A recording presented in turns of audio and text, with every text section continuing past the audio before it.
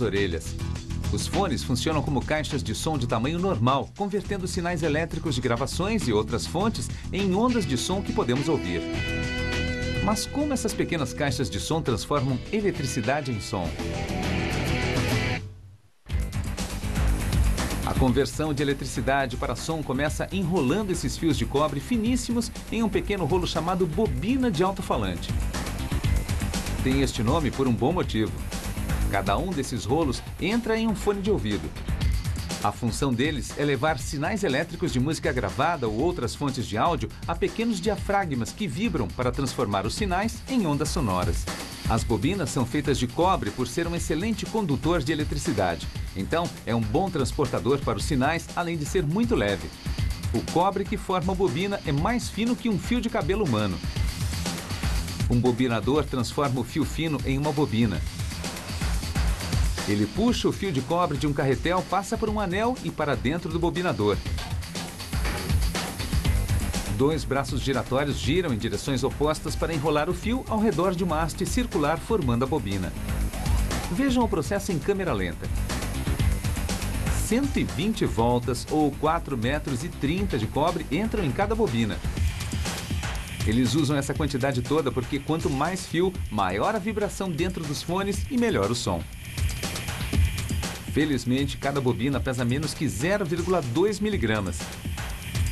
Quando uma bobina fica pronta, aparadores de aço cortam os fios nas duas pontas, para que ela caia da máquina dentro de um recipiente.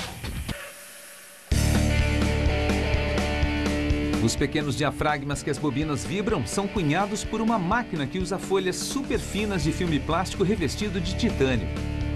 O filme é feito do mesmo tipo de plástico usado para fazer poliéster, mas 30 vezes mais fino que um papel para a máquina de escrever. O revestimento de titânio no filme o endurece um pouco sem adicionar muito peso. Para fazer o diafragma, uma prensa usa um molde aquecido para cunhá-lo a partir deste filme, 4 de cada vez. O padrão cunhado no diafragma ajuda a deixá-lo mais rígido, assim ele não rasga com a vibração. Quando estão moldados um fio quente de níquel, exatamente como os fios de resistência de uma torradeira, desce para cortar cada folha de diafragma.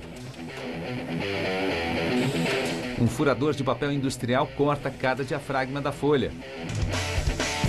São usados 2 diafragmas para cada par de fones, um para cada lado. Para prepará-los para entrar nos fones, uma pequena bancada giratória gira os diafragmas enquanto uma pistola de cola os cobre com uma camada de cola. Então, cada diafragma é colado a uma bobina de alto-falante.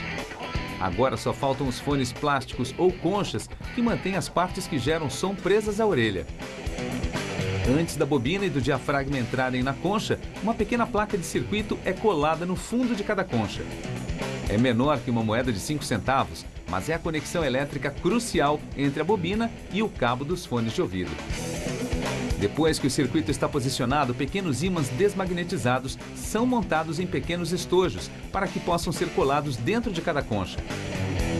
Eles não são magnetizados agora para evitar que atraiam pedacinhos de metal que poderiam distorcer o som. Eles serão magnetizados depois para puxar e empurrar a bobina e o diafragma para ajudar a formar correntes de ar dentro das conchas que se tornam ondas sonoras. Quando os ímãs entram nas conchas, uma prensa força com 1 kg de pressão para manter os ímãs no lugar enquanto a cola seca.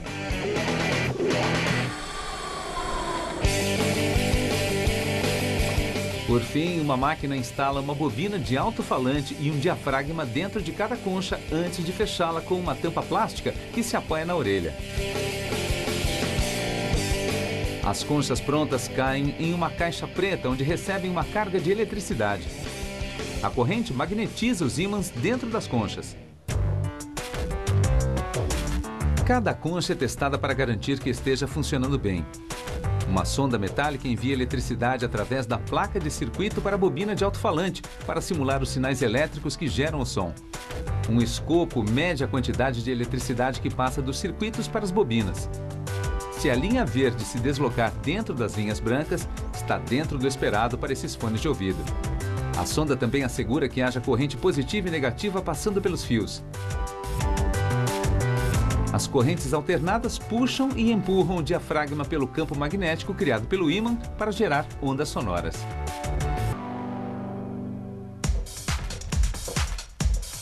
Se os fones de ouvido passarem no teste, fios dos cabos dos fones são soldados na placa de circuito. O cabo leva os sinais elétricos do seu estéreo ou MP3 para os fones de ouvido. Uma vez ligadas, as conchas são montadas na armação dos fones, que se encaixam em torno da cabeça.